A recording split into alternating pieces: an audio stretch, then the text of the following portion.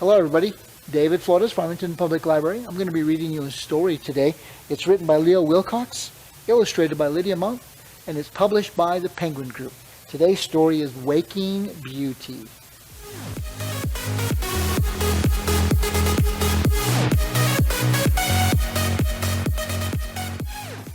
Once upon a Saturday, in search of dragons he could slay, Prince Charming heard a dreadful sound that shook the land for miles around. It thundered from a castle tall.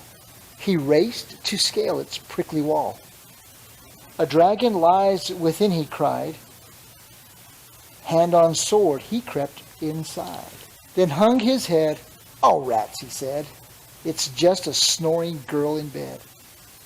He peeked behind her canopy and spied some fairies.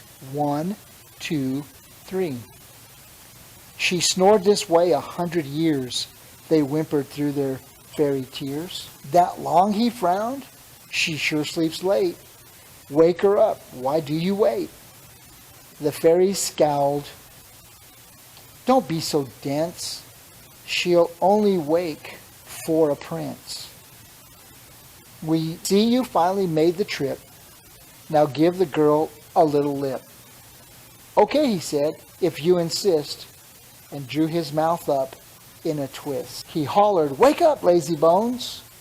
Her snores drowned out the fairies' groans. They shook their head. No, not like this. You have to wake her with a... Hey, I know. He tapped his head and started jumping on the bed. Beauty shot up, hoops and all, then sailed down like a parasol.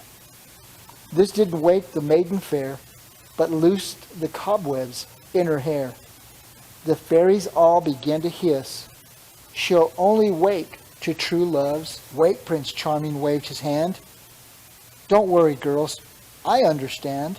Stooping o'er her snoring snout, he dumped a water pitcher out. On she slept, she did not stir. Thick dust had turned to mud on her. The feisty fairies grabbed his ear, making certain he could hear. Take careful aim, you must not miss. You have to wake her with a... Oh, I know what you're planning. Prince Charming spied the castle cannon. He stuffed Sleeping Beauty in. She soon came shooting out again. Kaboom!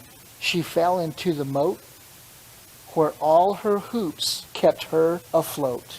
Still on she snored, as frightened trout and crocodiles jumped right out. Prince Charming fished the girl ashore.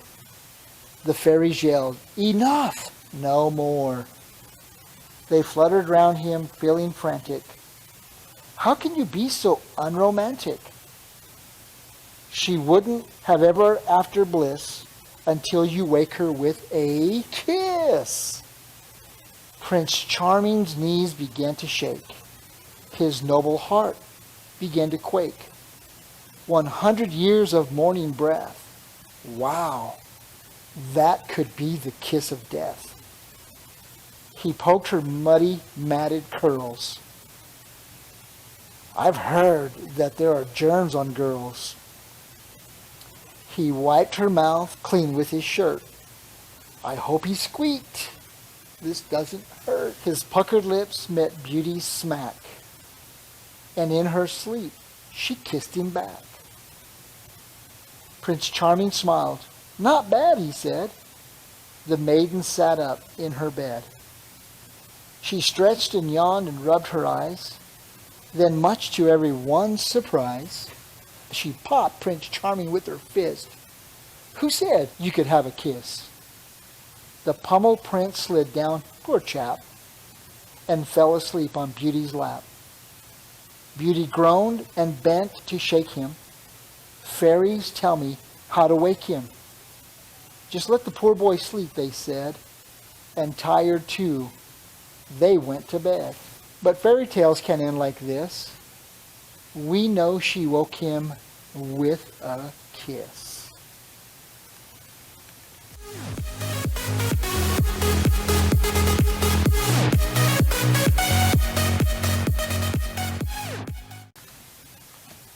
Waking Beauty. I hope you enjoyed that.